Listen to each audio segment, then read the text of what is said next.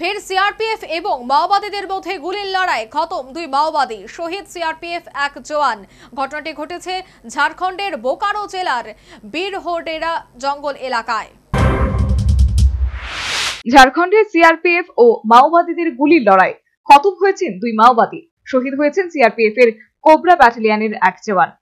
বুধবার ঝাড়খণ্ডের বোকারো জেলার গোমিয়া থানা এলাকার বীরহোডেরা জঙ্গলে গুলির লড়াই শুরু হয়।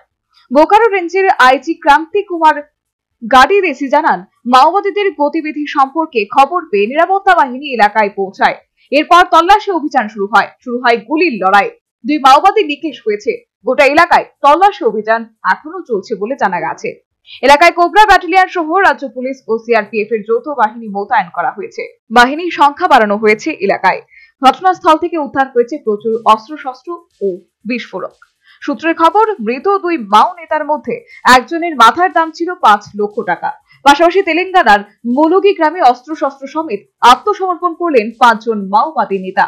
ছত্তিশগড় সহ বিভিন্ন রাজ্যে লাগাতার চলতে থাকা অভিযানের মাঝে ফের মাওবাদীদের আত্মসমর্পণকে পুলিশ এবং নিরাপত্তারক্ষীদের বড় সাফল্য হিসেবেই দেখা হচ্ছে।